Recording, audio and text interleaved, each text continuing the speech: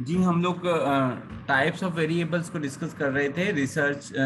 Researchers manipulation. ठीक है, जो टाइप्स ऑफ वेरिएबल्स होती हैं, टाइप्स ऑफ वेरिएबल्स तीन होती हैं जो हमने पेपर के पर्सपेक्टिव से करनी है। इंडिपेंडेंट वेरिएबल होता है, डिपेंडेंट वेरिएबल होता है और कंफाउंडिंग वेरिएबल होता है। तो जब हम एक चीज के असरात दूसरी चीज पे देख रहे होते हैं, जिस चीज के सबसे पहले एक वेरिएबल होता है जिसके हमने असरात चेक करने होते हैं, और जिस चीज पर हम किसी चीज के असरात चेक कर रहे हैं वो डिपेंडेंट वेरिएबल है। ठीक है, फॉर एग्जांपल एक पेशेंट किसी डॉक्टर के पास जाता है, उसको बताता है कि मुझे ये मर्ज है। तो फिर डॉक्टर क्या करता है, उसको एक दवाई तजवीज करता है, उसके लिए वो एक ट्रीटमेंट जो है वो रिकमेंड करता है, रेमेडीज उसको देता है, बताता है कि आप ये काम करो। तो वो जो कर रहा है, उसके लिए दवाई तजवीज कर रहा है, वो क्या है, वो इंडिपेंडेंट है। और उसके असरात किस पे हो रहे हैं, उस पेशेंट पे हो रहे हैं, उस दवाई के, तो वो क्या होगा, वो डिपेंडेंट होगा। तो इंडिपेंडेंट एक वेरिएबल होता है और एक डिपेंडेंट वेरिएबल होता है। और जब कोई ऐसी चीज जो इंडिपेंडेंट और डिपेंडेंट के दरमियान, जो रिसर्च प्रोसेस का हिस्सा नहीं होती लेकिन उसके अंदर ऑटोमेटिकली ना चाहते हुए भी इन्वॉल्व हो जाती है, उसको हम कंफाउंडिंग वेरिएबल कह देते हैं। और इसी तरह कंट्रोल वेरिएबल है और मॉडरेटर आ जाते हैं। कंफाउंडिंग की आगे तीन किस्में इंटरवीनिंग है, ऑर्गेनिज्मिंग है और एक्सट्रेनियस है। तो हम इन जो वेरिएबल्स हैं इनको फर्दर डिस्कस कर लेते हैं कि इंडिपेंडेंट क्या होता है, डिपेंडेंट क्या होता है और कंफाउंडिंग क्या होता है। इनको हम मजीद डिस्कस कर लेते हैं। तो सबसे पहले आ जाता है जी हमारे पास इंडिपेंडेंट वेरिएबल। तो इंडिपेंडेंट वेरिएबल क्या होता है? Independent variable is a variable which is manipulated bye the researcher, कि जो रिसर्चर की तरफ से वेरिएबल को मैनिपुलेट किया जाता है। मिसाल के तौर पे हम ये कह देते हैं कि जो टीचिंग मेथोडोलॉजी है, टीचिंग मेथोडोलॉजी है, वो डायरेक्टली इन्फ्लुएंस करती है स्टूडेंट्स की परफॉर्मेंस पे। अब जो टीचिंग मेथोडोलॉजी क्या है, टीचिंग मेथोडोलॉजी किसी भी किस्म की हो सकती है। टीचिंग मेथोडोलॉजी को हम कम ही कर सकते हैं, ज्यादा कर सकते हैं। इनकी वो रिसर्चर खुद मैनिपुलेट करेगा कि वो टीचिंग मेथोडोलॉजी उसने प्रोजेक्ट रखी है, उसने लेक्चर मेथड रखा है, उसने डेमोन्स्ट्रेशन मेथड रखा है, उसने किस किस्म की मेथोडोलॉजी रखी है, ये रिसर्चर को पता होगा। ठीक है, और किस पे ये इफेक्ट कर रही है? स्टूडेंट की परफॉर्मेंस पे। तो टीचिंग मेथोडोलॉजी का इन्फ्लुएंस किस पे? टीचिंग मेथोडोलॉजी जो है वो क्या है, वो रिसर्चर की अपनी मैनिपुलेशन है। तो ये इसको हम कहेंगे इंडिपेंडेंट वेरिएबल। और ये इफेक्ट किस पे कर रही है? ये इफेक्ट कर रही है स्टूडेंट्स की परफॉर्मेंस पे इफेक्ट कर रही है। तो इंडिपेंडेंट वेरिएबल क्या होगा? The variable which is manipulated and controlled by the researcher to observe its effects on certain other variable. अब ये जो सर्टन अदर वेरिएबल होता है, ये डिपेंडेंट वेरिएबल होता है। जो स्टूडेंट्स की परफॉर्मेंस है वो डिपेंडेंट वेरिएबल है, यानी कि ऐसा वेरिएबल जिस पर इंडिपेंडेंट वेरिएबल के असरात हो रहे होते हैं, उसको हम डिपेंडेंट वेरिएबल कहते हैं। एन एट्रीब्यूट और कैरेक्टरिस्टिक दैट इन्फ्लुएंसेस और इफेक्ट्स एन आउटकम और डिपेंडेंट वेरिएबल, उसको हम इंडिपेंडेंट वेरिएबल कहते हैं। और इंडिपेंडेंट वेरिएबल जो होता है, ये रिसर्चर की तरफ से मैनिपुलेट किया जाता है। नेक्स्ट हमारे पास आ गया डिपेंडेंट वेरिएबल। डिपेंडेंट वेरिएबल क्या होता है? The variable that the researcher measures it is influenced by the independent variable. कि जो रिसर्चर जिस वेरिएबल को मेजर कर रहा होता है, मिसाल के तौर पे हमने टीचिंग मेथोडोलॉजी की बात की थी। टीचिंग मेथोडोलॉजी के असरात किस पर हो रहे थे? वो कह रहा था कि स्टूडेंट्स की परफॉर्मेंस पे हो रहे थे। तो यहाँ पर जो स्टूडेंट की परफॉर्मेंस थी, जो असरअंदाज हो रही थी बाय इंडिपेंडेंट वेरिएबल, उसको हम क्या रखेंगे? टीचर परफॉर्मेंस को डिपेंडेंट वेरिएबल रखेंगे। एन एट्रीब्यूट और characteristic which is observed by the researcher to determine the effects of independent variable. तो डिपेंडेंट वेरिएबल में क्या चीज आ जाती है? एट्रीब्यूट और characteristics influenced by the independent variable. Dependent variable the presumed effect और आउटकम, कॉन्सिक्वेंसेज और रिस्पॉन्स जो होता है वो इंडिपेंडेंट वेरिएबल का होता है। तो इंडिपेंडेंट वेरिएबल और डिपेंडेंट वेरिएबल को देख लें। इंडिपेंडेंट क्या होता है जी? ये इनकी कैरेक्टरिस्टिक्स देख लें। इंटेंशनली मैनिपुलेटेड होता है, इसको हम कंट्रोल करते हैं। वेरी एट नोन रेट के जो हमारे पास, हम उसके अंदर कम या ज्यादा कमी बेशी कर सकते हैं। तो जो इंडिपेंडेंट होती वेरिएबल होता है वो कॉज होता है। और जो डिपेंडेंट वेरिएबल होता है इसको हम इंटेंशनली लेफ्ट अलोन छोड़ देते हैं। इसको हम मेजर करते हैं, कंट्रोल नहीं करते। इनके इंडिपेंडेंट के असरात को मेजर कर रहे हैं कि कितना इस पर असरअंदाज हो रहा है। वेरिएट अननोन रेट कि किस हद तक उसके अंदर वेरिएशन आ रही है, इसको हम कंट्रोल नहीं कर पा रहे होते, हमें पता नहीं चल रहा होता। और जो डिपेंडेंट वेरिएबल होता है वो इफेक्ट होता है। एग्जाम्पल इसकी दी हुई है जी। द इफेक्ट, एक स्टेटमेंट, प्रॉब्लम स्टेटमेंट यहाँ आपके सामने नजर आ रही है आपको। The effect of computer aided instruction on math achievement of algebra students। तो अब यहाँ पर मैथ अचीवमेंट क्या है, इस डिपेंडेंट वेरिएबल। क्यों डिपेंडेंट वेरिएबल है मैथ अचीवमेंट, क्योंकि मैथ अचीवमेंट पर किस चीज का कौन सी चीज असरअंदाज हो रही है, कंप्यूटर एडेड इंस्ट्रक्शन हो रही है। In type of instruction is the independent variable. Type of instruction कौन सी है, कंप्यूटर एडेड इंस्ट्रक्शन है। तो नेक्स्ट हमारे पास कंफाउंडिंग वेरिएबल आ गया कि ऐसा वेरिएबल जो हमारे रिसर्च प्रोसेस का हिस्सा नहीं होता लेकिन वो खुद ब खुद रिसर्च प्रोसेस का हिस्सा बन जाता है।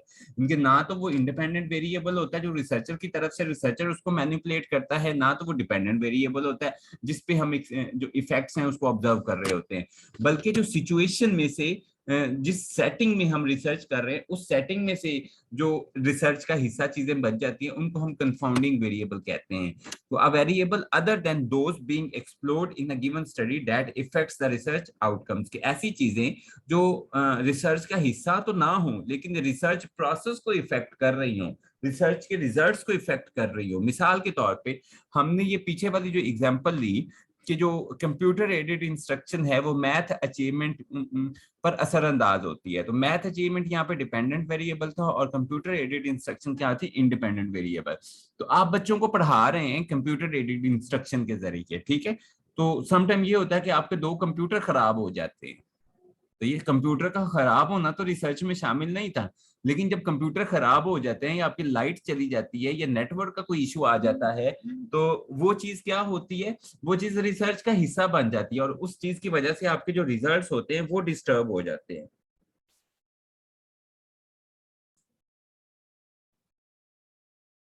तो इसको हम कहते हैं कंफाउंडिंग वेरिएबल।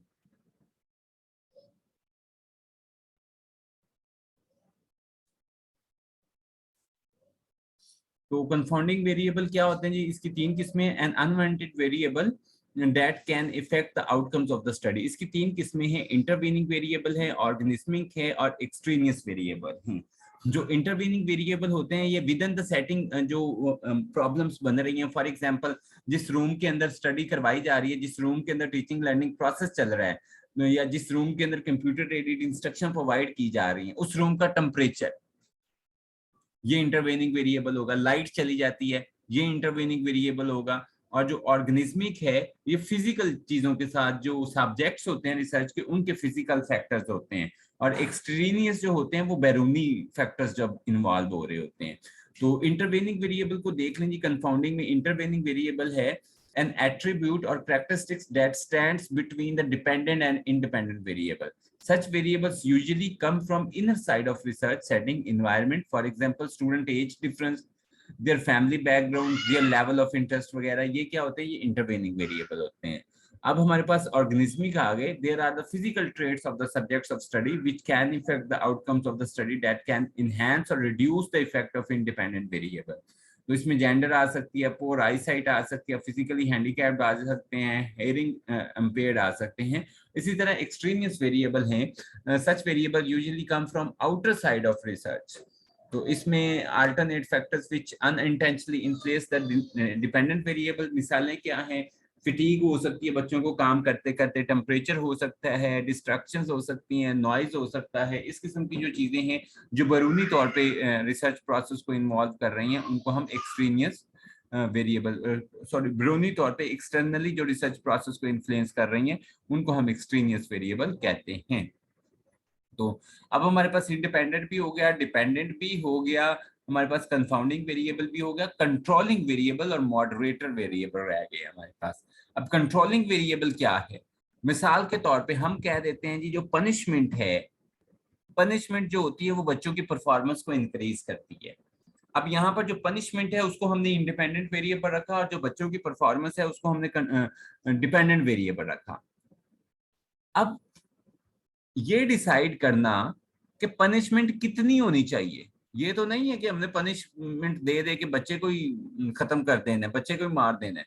तो पनिशमेंट को भी आपने कंट्रोल करना है। 2 स्टिक्स लगानी है, 3 स्टिक्स हैं, 4 स्टिक्स हैं, ये कितनी, उसको आपने मैनेज करना है। जो आप इंटरवेंशन कर रहे हैं, जो ट्रीटमेंट दे रहे हैं बतौर इंडिपेंडेंट वेरिएबल, या फॉर एग्जांपल आपने कंप्यूटर एडेड इंस्ट्रक्शन रखा, तो कितने घंटे भाई, कितने घंटे बच्चों को कंप्यूटर एडेड इंस्ट्रक्शन देनी है, 35 मिनट के लिए, 40 मिनट के लिए, 2 घंटे के लिए या 3 घंटे के लिए, इस चीज को कंट्रोल करना।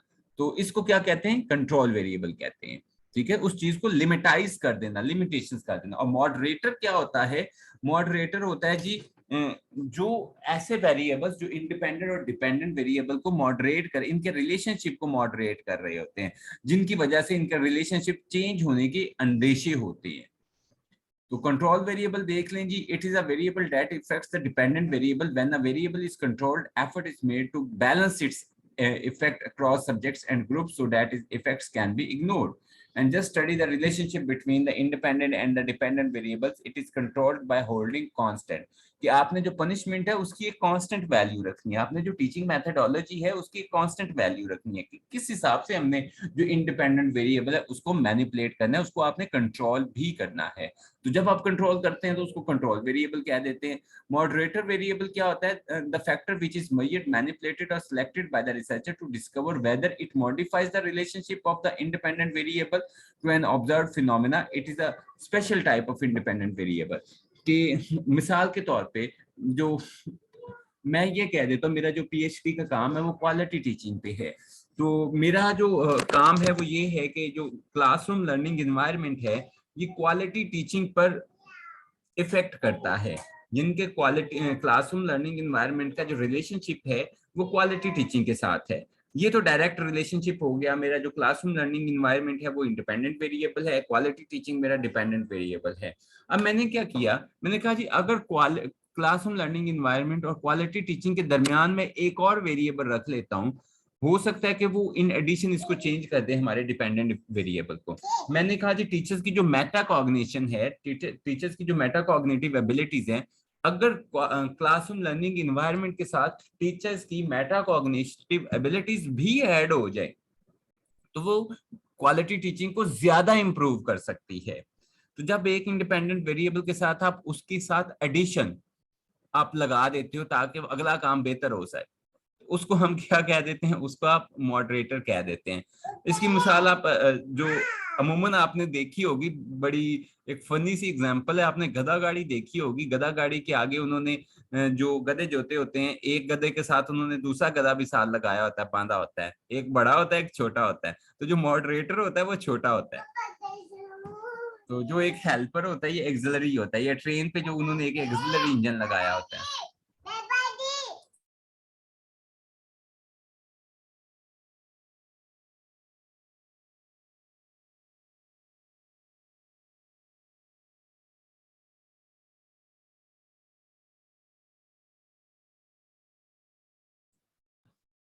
Sorry for the inconvenience.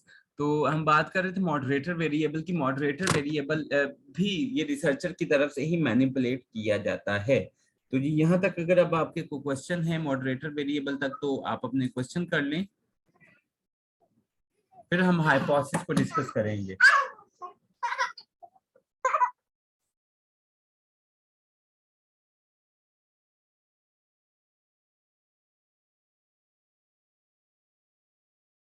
Ji Sadia, control can be replaced with independent.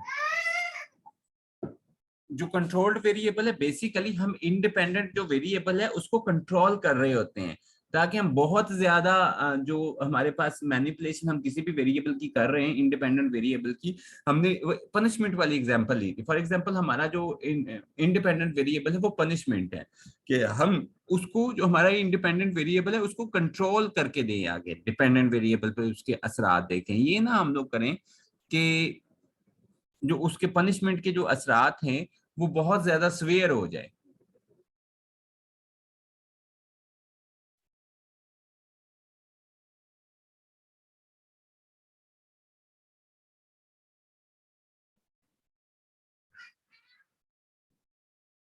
ये बेसिकली आप ये उसी की एक्सटेंशन है, आप कह सकते हैं इसको। जी कोई और सवाल हो आप लोगों का इसके बारे में, वेरिएबल्स के बारे में? मेन दो वेरिएबल्स ये आपने याद रखने हैं, या डिपेंडेंट का पूछा जाएगा या इंडिपेंडेंट का पूछा जाएगा।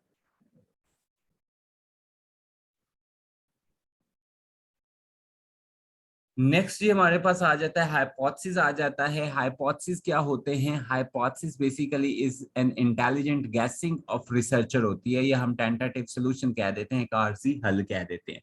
जब रिसर्चर किसी चीज किसी प्रॉब्लम को ऑब्जर्व करता है तो उसका एक आरजी हल बताता है या एक इंटेलिजेंट गैसिंग लगा देता है कि ये मसला हो सकता है। वो सही हो सकता है कि आफ्टर द रिसर्च प्रोसेस वही मसला निकले, हो सकता है कि आफ्टर द रिसर्च प्रोसेस को मसला और निकले। तो जो हाइपोथेसिस होते हैं, हाइपोथेसिस बेसिकली इंटेलिजेंट गैसिंग होती है, ये अपने पेपर के पर्सपेक्टिव से भी याद रखना है, जिसको हम टेंटेटिव सोल्यूशन कह देते हैं। तो हाइपोथेसिस की जो टाइप्स हैं वो कुछ टाइप्स हैं, डायरेक्शनल हाइपोथेसिस हैं, नॉन डायरेक्शनल हाइपोथेसिस हैं। तो डायरेक्शनल हाइपोथेसिस क्या है? जब हम किसी मसले की सिमत का तयन कर देते हैं। This hypothesis shows the direction about effect of independent variable on dependent variable, के जब इंडिपेंडेंट वेरिएबल का जो इफेक्ट होता है डिपेंडेंट वेरिएबल को, उसकी हम एक खास सिमत का तयन कर देते हैं तो उसको डायरेक्शनल हाइपोथेसिस कह देते हैं। मिसाल के तौर पे हम कह देते हैं there is a positive effects of motivation on students achievement, की अब ये पॉजिटिव इफेक्ट्स हमने ये डायरेक्शन शो कर दी कि मोटिवेशन के पॉजिटिव इफेक्ट्स होते हैं स्टूडेंट अचीवमेंट पे। ये हमने अपनी तरफ से हाइपोथेसिस ही बनाया ना, लेकिन हमने इसको एक डायरेक्शन दे दी। यहाँ पर हम नेगेटिव इफेक्ट्स भी कह सकते थे, तो वो भी डायरेक्शनल हाइपोथेसिस होगा। तो नॉन डायरेक्शनल हाइपोथेसिस में हम डायरेक्शन शो नहीं करते। तो this hypothesis does not show any direction among the relation of independent and dependent variable. Motivation has effects on students achievement. यहाँ पर ये बताया जा रहा है कि मोटिवेशन के इफेक्ट्स होते हैं, लेकिन ये नहीं बताया जा रहा पॉजिटिव इफेक्ट्स होते हैं या नेगेटिव इफेक्ट्स होते हैं।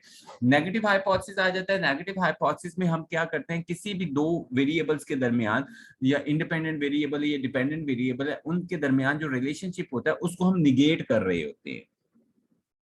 So this hypothesis negate the relationship of two variables. For example, there is no relationship of motivation with students' achievement. Next हमारे पास आ जाता है जी null hypothesis. तो null hypothesis क्या आ जाता है? There is a directional plus negative hypothesis. जो हमने directional hypothesis पढ़ा और नेगेटिव हाइपोथेसिस, इसका क्या आ जाता है? कॉम्बिनेशन आ जाता है। It negate the relationship among two variables with a specific direction. तो हम क्या देते हैं, there is no significant relationship of motivation with students achievement. ये हमारे पास नल हाइपोथेसिस है। तो जी यह हाइपोथेसिस के अंदर अगर आपका कोई क्वेश्चन हो तो आप काइंडली वो क्वेश्चन करें।